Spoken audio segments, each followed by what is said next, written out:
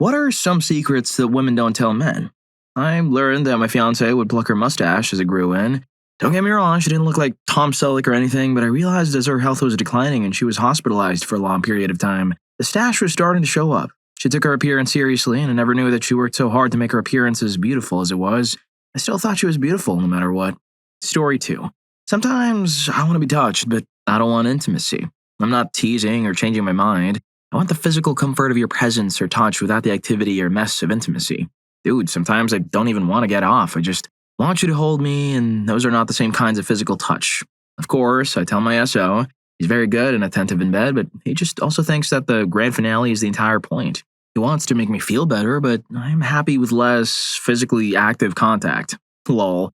He also prefers a formal activity for quality time, like watching a specific show, whereas I am perfectly content to lay legs entangled, with music or YouTube on while we play different games on our Switches. Or I read and he plays a video game. He just doesn't register it as quality time in the same way. Story 3. How many different types of weird fluids come out of us? So you've got time of the month, which can be runny or gloopy and pink or red or brown. But then you also have mucus leading up to ovulation, which can also be gloopy or thin, watery or sticky. This is different from the natural lubrication involved in self-cleaning. And once there is pregnancy involved, there is a cervical plug that sometimes comes undone before labor, and of course, the amniotic fluid that can come out in small trickles or giant gushes during childbirth. Fun fact, if your partner is tracking her fertility at all, she's actually supposed to touch that mucus to determine how close to ovulation she is. Nature is cool and gross. Story 4. Women are all different, but I'd say that for many of us, one thing we wouldn't admit is how easy it is to make us feel insecure about our looks or attractiveness. And that is especially true for romantic partners. As much as we try to project confidence and acknowledge that our worth is not tied to our beauty, deep down we still want to feel like our partner is ideal. Strangers can compliment us or fawn over us all day, but if we don't feel beautiful to our partner specifically, we have a hard time feeling good about ourselves.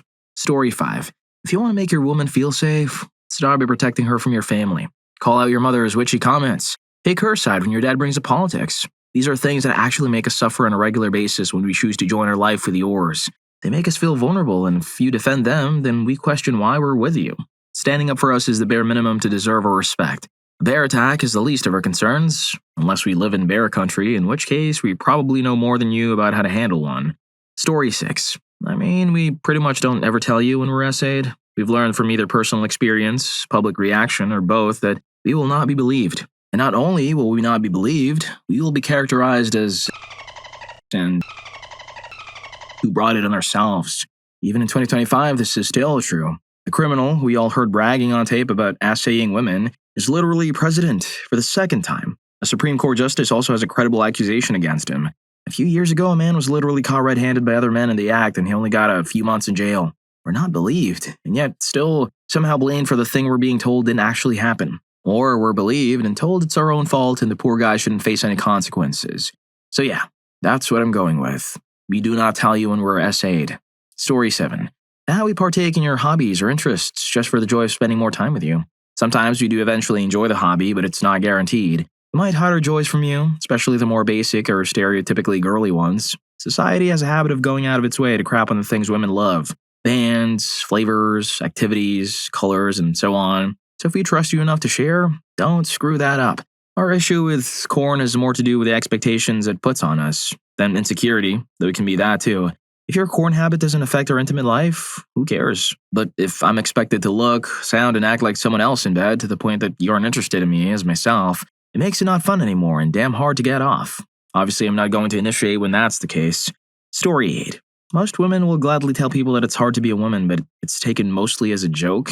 But truthfully, it is rather hard, physically and emotionally or mentally. Just on the physical side, I feel like our bodies have minds of their own. We don't know why they do what they do, and that's a healthy person. Honest to God, I don't know a single female in my life who does not have issues with their reproductive system. Endometriosis, adenomyosis, PCOS, fibroids, iron deficiency anemia, or just straight up painful, heavy periods that interfere with daily life. And the absolute medieval OBGYN care we get is freaking atrocious. My husband was scared for me during an endometrial biopsy when he saw the tools. And that's not counting stupid crap like random or recurring cysts, yeast infections from sweating or eating too much sugar or too many baths or whatever. UTIs make you want to pass away, and you can get them simply from having intimacy. The simplest thing can mess your crap up. And then emotionally or mentally, you know why it's happening is part of our hormones dropping for our periods. We have zero control over it and we don't know what will help. But even with people calling women emotional, we try our best to keep going with life and do our normal stuff daily because being emotional will make you look unhinged and that is not socially acceptable. So no matter what's going on, we just have to wait it out. My husband gets frustrated with me sometimes and I'm like, I don't know why either, buddy. If you want to play at this playground, understand it'll be under construction a good deal of the time. Story 9. In a relationship, we want you to always touch us and show us affection. I love to hear that you love me and think I'm pretty. I love to hear about your hobbies. When you include us in your hobby, it's fun. If you love someone, you'll have to do anything with them. We want love letters and little reminders that you're thinking about us as much as we think about you. A reminder of your love will keep your woman happy. If she really loves you, that is all she needs. A kiss, a hair tussle, sharing a little snack, stroke of the cheek, and then I love you. Grab her back. As much as we gripe, we love it. Make your woman feel wanted, and she will be happy. Story 10. Why I don't like or prefer not to be around certain people in his family. We come from two very different backgrounds, so it's often hard for him to understand or see my perspective in certain situations or why I'm not comfortable. Instead of getting into the specifics and going in circles, I normally just say that I'd prefer to stay home and or that I'll go with the next one, which usually buys me some time between his family events. Story 11.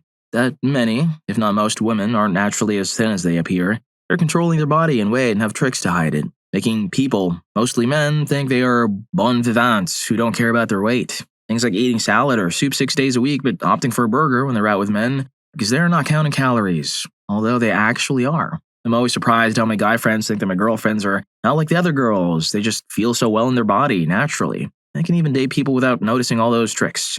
It's a pity such tricks feel needed. Story 12. Millennial and Gen Z women are the FBI. If they want to and have the skill, they can find out a lot about you and will not tell you they know this information right away because it freaks them out. It is a fun game to see how far they can go, but if this person is going to be close to them, it is also done for safety. It's all public information. Example, my friend was hyping up a guy and wanted us to meet, which she wanted to lead to a date. She did say he had some issues in the past, but he's so much better now. He had 2 pages of criminal charges, dozens of charges, most of them theft. He actively had an open theft and trespassing charge while that friend was talking to me about him.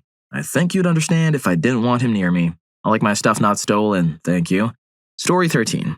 Details matter, and many of us keep track of them. Whether it's behavioral patterns we see in you, perceived slights or shortcomings, or whether you're attentive and sweet, it all adds up. I don't know if this is because I'm socialized as a woman, because I'm working towards a career in counseling psychology, or whether it's because I grew up needing to monitor a parent's volatile mood, but I overanalyze and keep meticulous track of every detail in your behavior towards everyone. How many times you look at me in a conversation, how many questions you ask me, whether you invite me to group activities, the tone of your voice, especially if you're loud. I notice this with my male roommates during hockey games and share a wall with one guy who frequently loses his glasses and plays RDR with his friends online. If you're singing while you work, how well-dressed you are, trying to guess what you're thinking. I once figured out a different roommate of mine was crushing on my friend a month or two before he told me because he kept sitting with her, chatting her up, peacocking, just being what looked to me to be really obvious. It's exhausting. That's the mental load women are always talking about. Monitoring, tracking, remembering.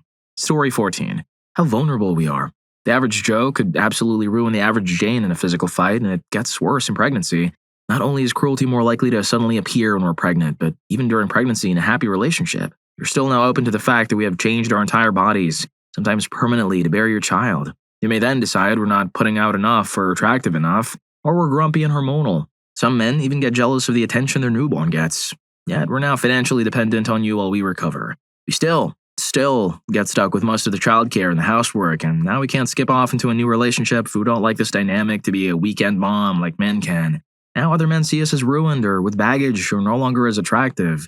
When we walk alone down a dark alley at night and hear a man walking behind us, we have to be aware that we're now vulnerable. When we date a guy who seems so nice and sweet, we're aware that at any moment, if he doesn't like something, he could end us. When we get pregnant, by whatever means, we're at risk of doom or permanent change to our bodies and lives. I really don't think men fully appreciate this. Story 15. Just because we don't bring up some household thing that you've often forgotten to do, doesn't mean we don't mind. We just don't want to be viewed as naggy, so we let it go and give you the chance, until resentment builds. If I ask you to please do something or not do something, it means it's already built up over time to the point where it's upsetting, and it has spilled over into overriding that fear or risk of being seen as naggy. If things in the house get too messy, it's because you gave us too much mess to be able to keep up with everything on our own. You might be doing some of the household chores, sure, but you underestimate the amount that we're doing by comparison. Story 16. We probably don't need you to stand up for us, but we want you to, most of the time. Feels nice to be protected, even if we are capable of doing it ourselves. You should definitely stand up to your own family for us instead of forcing us to defend yourselves to them. My in-laws attacked me 3 times during Father's Day about the stupidest stuff. E.g., I don't like lamb, so I brought my own meat to grill. I wouldn't eat one of the appetizers because I'm pregnant and not supposed to. And my husband just sat there on his phone. My sister-in-law defended me and told her father he was being rude. I've never been less attracted to my husband. Story 17. You can do all the right things and still not win someone over. The inverse is true, to an extent, where you can do stereotypically wrong things around a girl and still win her over. My current boyfriend did minimal classic things to pursue or win me over. I know I'm at risk of sounding like a pick-me when saying this, but genuinely, he treated me and any other girl just like another guy or friend. I love him because he's always treated me with respect and kindness. He listens when I talk and offers solutions and comfort. We have so many experiences and upbringings in common and just click. He can sit there and ramble all about guns or Destiny 2 or whatever, and I can sit there and look at him and listen because I enjoy how passionate he is, both about his hobbies and about me. He can be sitting there while he's playing a game or something, and we can both comfortably comment on things like friends would, despite being partners. Another thing is that he values my feelings of comfort and safety very highly, which should be the bare minimum, yes, but most people, myself included, haven't gotten that luxury. When we get more hot and heavy, so to speak, and when he's about to do something, he'll make 100% sure I'm comfortable, double or triple checking if he wasn't confident that I was confident in my answer. He'll reassure me I don't have to do anything I'm not comfortable doing or that is painful. If he does something and it begins to hurt, I can say wait or stop, and immediately he'll stop. And we'll talk and figure out what happened and how to avoid it or fix it. And that to say, sometimes treating women like one would a friend, listening to them, treating them with trust, kindness, and respect, instead of purely a romantic interest or conquest, is the best way to build a strong and healthy relationship. Story 18. If I'm venting, or hell, if I'm outright complaining, I do not want or need advice on how to fix it unless I ask. I don't need fixing. Sometimes you just need to get that crap out of her chest. Chances are, I already know and agree with the idea of what could have been more helpful. This also goes for a general conversation. If you guys hear something that you think should be done or could be done differently for a better outcome, unless I'm asking, don't say what would or should or could have. It's a conversation, not a therapy session. Story 19. Not advocating for lying, but if you ever make the mistake of emotionally cheating and deeply regret it, do not confess to your partner if you truly want to keep your relationship and remain an equal part of it. I learned that the hard way. I never strayed for 4 years, did it out of emotional desperation, confessed, separated, took responsibility to know better for the future, had health implications from the guilt and shame, got back with a partner, and am being treated like a doormat ever since. You weaponized my guilt. If you truly feel like you effed up and really love your partner, just don't tell them. Learn your lesson. Stay quiet and move on. Some things are better left unsaid. Story 20. Now we all know men are more emotional creatures and fragile than we are. We just don't share it so it doesn't hurt you. We are just as visual. We just are not shallow about it. When we have to pick up your mess or scrub the spackle from the toilet or tell you to take a shower, no intimacy. Just might as well have birthed you myself. Such a libido stopper. Yes, we are dying in pain when we are sick or cramping, but we still get up and take care of ourselves and everyone else. We see men as very weak and pathetic in this department. Major libido stopper. My husband actually gets mean. Screw that. Just realizing how much I resent men. Totally. Story 21. Top 5 secrets women don't tell men, but talk about in group chats over wine. Number 1, we know exactly how long your quick shower takes, and no, you are not fooling anyone. We know what you're doing in there. We just choose peace over calling it out. Number 2, we decide if we're going to sleep with you within the first 10 minutes. You could give a TED talk on cryptocurrency after that. It is not going to change your minds. Number 3, your funny guy friends, we tolerate them. For you, that if Chad calls me bossy one more time, I'm going to taser his truck. Number 4, we secretly redo the chores you helped with. Yes, we saw how you folded that fitted sheet into a sad little burrito. We're silently judging you while fixing it. Number 5, the thing we want most, to feel safe being soft. Not sexy, not strong, not low maintenance, just soft. To exhale. To not carry the whole world while pretending it is light. If you give her that, you'll have a woman who would walk through fire just to come home to you. Story 22. Sometimes, even though we know how they really feel intuitively, they'll give a more subtle, ambiguous response, concealing their true feelings. I met a woman, there was this connection that I can't explain, a strong physical attraction and a strong emotional connection. We even French kissed, and there was this push-pull dynamic with her when things started to get more intense. She would always express how she felt non-verbally through her actions. Prolonged eye contact, affection, hugging me, kisses on the lips, and always being there to console me when I was vulnerable. There's just one problem. I am married. She eventually told me she has a boyfriend in China and left to go back there to deal with personal issues. I could always sense intuitively that she had a boyfriend. I just wish she'd told me earlier. I just wish she didn't leave me hanging when I got vulnerable and told her I had feelings for her.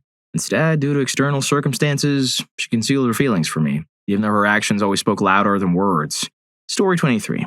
I'm a guy, but this is something that the girls would do in my high school that I thought was really interesting. Whenever a girl entered or exited the restroom, it was common courtesy to turn on the hand dryer. I was told they did this so that there would be background noise so that they wouldn't have to listen to each other use the bathroom. I had never seen such a construct in a men's restroom and thought it was pure genius. Story 24.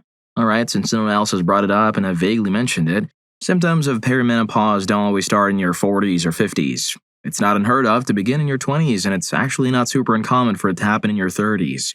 Hormones are weird, especially in women, and it's likely helpful for the hetero men here to understand a little about it if you intend to share your life with a woman.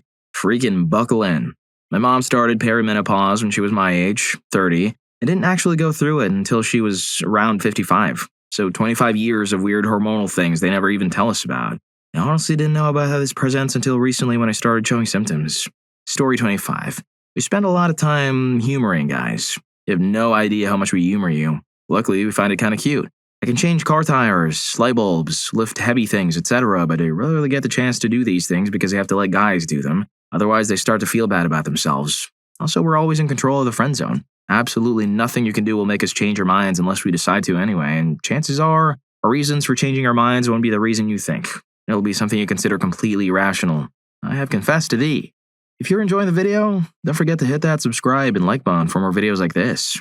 Story 26. Damn, I have a few. Women do not enjoy getting lumped together. Women are individuals, and one woman's preference does not speak for the entire gender. My girlfriend likes X does not mean all women like X. Women, like men, can be introverted. Not every woman is outgoing and chatty. A lot of women were raised with the idea that we have to be entertaining to guests, friends, or family, even if we're not feeling up to it. That stuff kind of sucks and ends up turning into emotional labor later on. If you want to make your lady happy, pick up some of the emotional slack. Women crave and enjoy intimacy too. Of course, everyone's libido is different, just like for men. However, the reality for women is that society treats us quite badly for wanting and enjoying intimacy. We face a double-edged sword which both genders enforce, so having a lot of potential partners can be stressful and even scary. Parents are weird and controlling towards girls for exploring their sexuality, but are more likely to turn a blind eye to boys. Lastly, being pushy is not charming. If a woman says no, back off. No one enjoys the type of guy that plays dumb about consent. In my experience, some women are extremely open about their intimate lives with their friends because those friends exist as the only safe outlet we can discuss intimacy without serious negative connotations. Discussing your intimate life with a close-knit group is liberating for some. Story 27. People joke about girls traveling in packs, but look, guys, we've been conditioned to use the buddy system since we were little girls. We go to the bathroom together, or leave together, and measure up potential fooling around together, and if we go solo, we'll let someone know, hey, I may sleep with this hottie in case we disappear out of the blue. It's not that we expect you to keep a dossier on us like we're weak adults. It's for our own protection.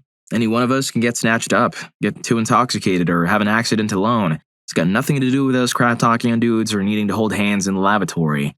Story 28. I'll just speak for myself, but I think these are pretty common viewpoints. I also enjoy looking at bums. There's a really cute guy who works down the hall from me, and he has a very nice bum. I'm happy to look at it every chance I get. If I'm making myself small, like hunching slightly, looking down at my phone, or digging in my bag, angled away from you, please stop trying to make conversation with me. I am uncomfortable. This is especially key in elevators, where we cannot walk away from you. Yup, I do it solo, often.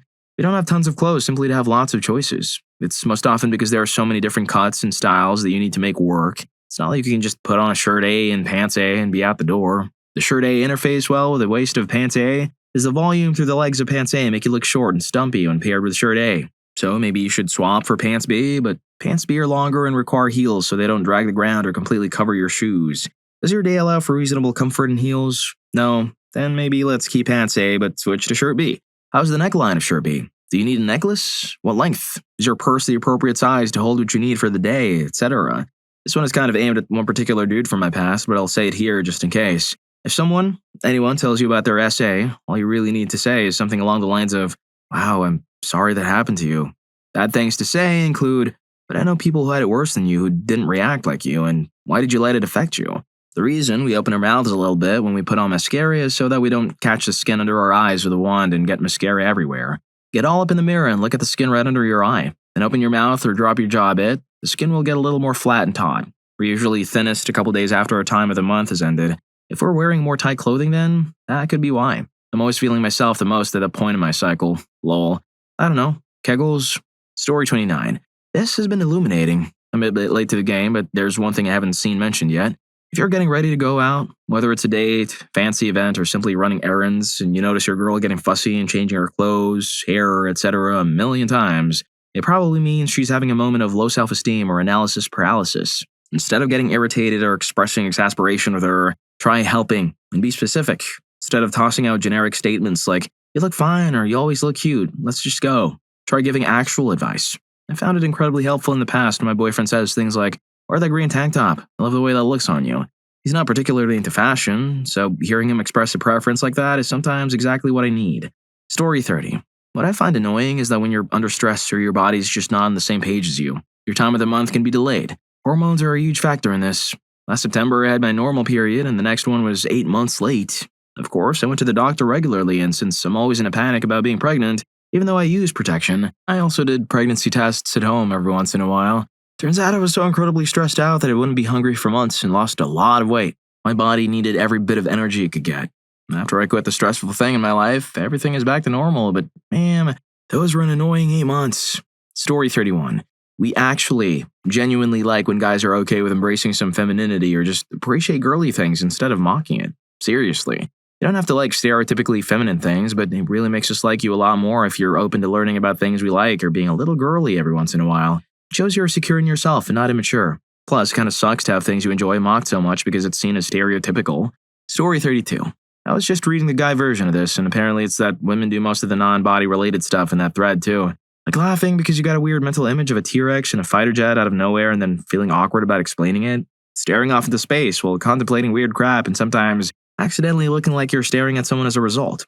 Not being able to automatically guess why your partner is angry or not immediately picking up on subtle hints. Fantasizing about saving yourself or others and being the hero. That's not guy stuff, that's human stuff. I do that stuff all the time, and so does every woman I've talked to about it, or dated, or lived with.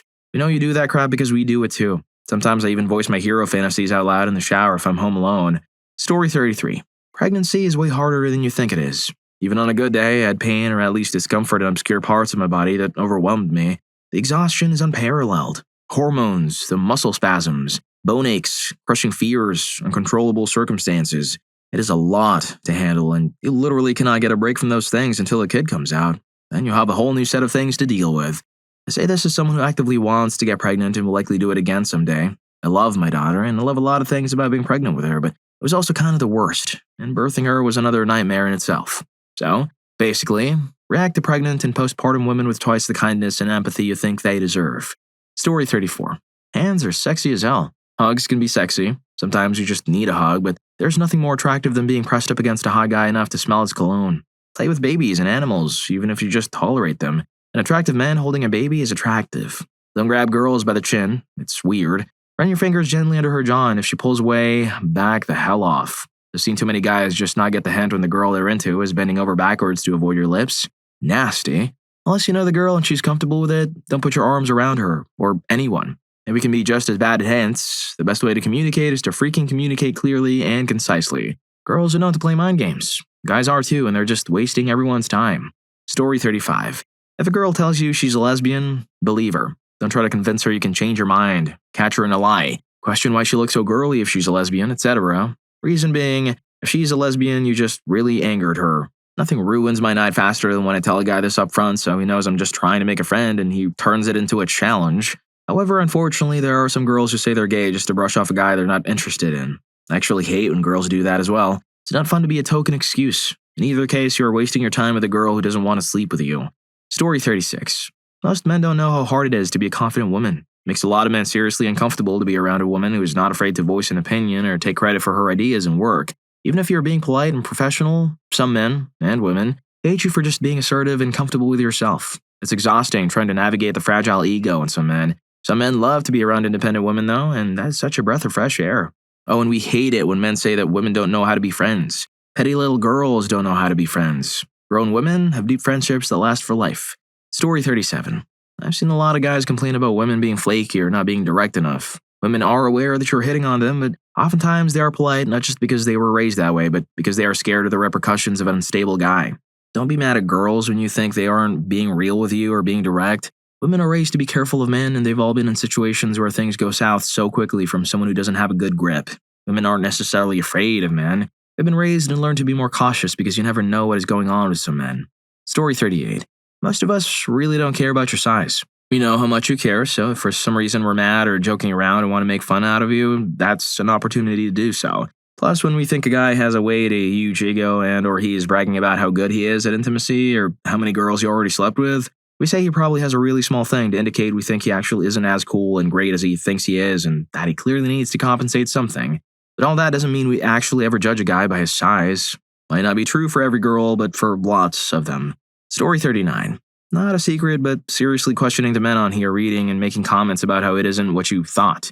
If we can agree that women are humans, does it not stand to reason that we have that in common with men? So as humans, we generally have the same nerves, emotions, feelings, etc. So the only secrets we as women see from our perspective are the things guys don't get to experience or seem to not experience. Hence the explanations of body parts, emotional stress specific to being a woman, etc. Jeez, not everything revolves around intimacy. Story 40. I don't want to speak for every woman, but had a lot of conversations with straight men where I've had to break the news that our attraction to someone is an important part of wanting to date someone. It seems obvious, but the idea that it boils down to a choice between a nice guy or a schmuck ignores the fact that we have desires and turn-ons and can't just choose who we're into based on some weird merit system. This may seem obvious, but I've been surprised by how many times this has been mind-blowing to guys I've talked to. It's helped at times to point out to men that it would feel ridiculous if I demanded that they date the nicest woman they know, irrespective of attractiveness. Attractive is seen as so central to who men choose as partners, but it's really important for a lot of women as well. That said, I've seen more attractive women with less attractive partners, and I do think women may generally be more able to find someone more attractive over time, but that's usually because someone has an attractive personality, not just because they are blandly nice. Nice is excellent, but I'm also attracted to humor, confidence, and someone willing to challenge me. When you see a hot girl with an unattractive guy, it's unlikely that she's playing charity case or is one of those rare noble women who love the nice guy. Odds are he's probably cool, at least to her, and odds are she probably does find him hot. If she doesn't, in my experience, it doesn't tend to last too long. Story 41. Women don't wear makeup for men. Women are because they think they're ugly. Here's why. Most women actually wear makeup because it makes them feel safe. Makeup is a physical mask that girls wear out as the face they have chosen to show the world. It makes women feel less vulnerable, acting as a barrier between the woman and everyone else people. Oftentimes, if I'm going to meet a friend, even if it's a girl and in private, I still wear makeup until I feel safe with them. Story 42. If a guy won't treat an ugly or fat or older woman with respect or dignity, we know he's shallow, self-centered, and likely worse. If he does treat all women well, he just upped his attractive meter by a lot. It's also a way pretty girls will see if their beau is marriage material. If the girlfriend is less attractive than a man, being respectful with pretty girls but averting most of his attention to his partner is another thing that makes him more attractive because he's loyal and it reassures his partner. Being cruel to pretty girls is a huge red flag. Nice guys that are only nice to pretty girls are always the ones that complain they can't get with a girl, but they're not fooling anyone. Guys that are mean to pretty girls are even worse. Story 43. Every single girl is conscious of coming off as crazy or irrational or overreacting, especially if we like and or respect you. If you're an emotional support for a lady, I would recommend avoiding these particular buzzwords and instead finding out how you can be most useful. And when we're on the rag, it's not so much being irrational as not having the patience to deal with crap as we usually ignore because it's not worth the fight. If it came out during a PMS rant, she's probably being annoyed about said issue for a while. If you're ever not sure what to do when your lady's in a mood, do laundry, including folding and putting away and or clean or vacuum. Leaving a bigger mess or requesting praise for cleaning will negate the effort and any points you earned. Story 44. If a girl says she has a boyfriend, girlfriend, or significant other, or etc., saying he doesn't have to know is not going to get you the thing any quicker. The boyfriend was a polite and gentle way to turn you down. Whether he exists or not isn't relevant. On the same token, I don't think I've ever met a girl who has had her garments charmed off by the line, "When are you going to dump your boyfriend and go out with me?" Especially if it's asked repetitively over the course of months. What won my heart, particularly, was a lot of laughter and definitely seeing a sensitive side. He was a sarcastic, never serious kind of guy. You tell me your darkest secrets and show me a side of you no one else sees, I feel like I'm the most important person in your world and I'm stuck on you. Story 45. Some of us have legit beards that we wish we could make go away. And I don't mean like, yeah, I shaved a little fuzz or a few hairs off this morning. I mean like I'm gonna have some serious 5 o'clock shadow going down at like 3 p.m. if I shaved at 7 a.m. I'm talking full-on beard here. I have a condition called PCOS, It causes male pattern baldness, difficulty losing weight, excessive facial and body hair, and some other unpleasant goodness. My excessive facial hair is worse than most and puts me on a par with the bearded women you would have seen in carnivals way back in the day. Some people embrace it, but I'm not okay with it. My beauty routine on the daily takes about 45 minutes in the morning to hide what my body naturally grows. I shave twice a day to try and mask it. Once when I first wake up, and then again right before I actually leave for where I'm going. I epilate about twice a week.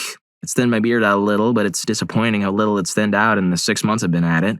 I never leave home without at least having foundation on to try and blend out my stubble. I thought of trying to pay for laser treatment, but insurance does nothing for cosmetic treatments, and my income level is your average college student just trying to get by. I've also heard mixed results and don't want to risk losing that much money for something not worth it. Story 46. If your girlfriend tells you that she isn't fully comfortable around men, don't make her feel crazy.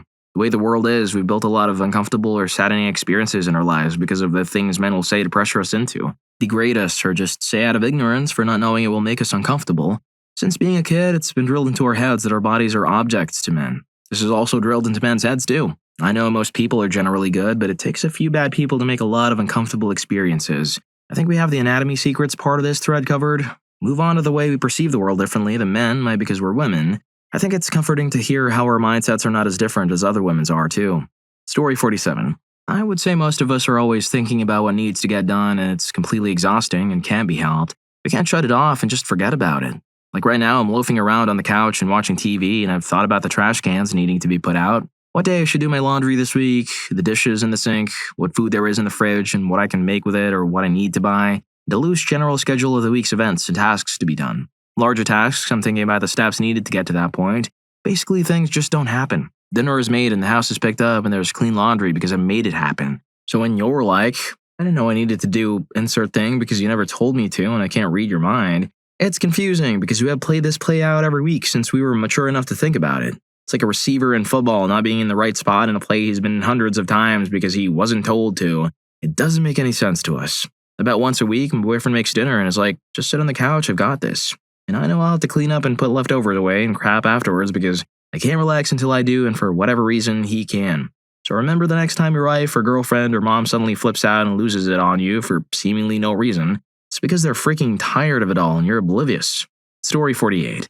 Sometimes we don't bring up stuff right away that upset us because we weren't sure we were truly upset about it. For instance, if something is really upsetting, I have to make a choice whether I'm overreacting or not and then move forward from there. Sometimes it didn't bother me at the time, but after mulling it over, yeah, the person really was a schmuck.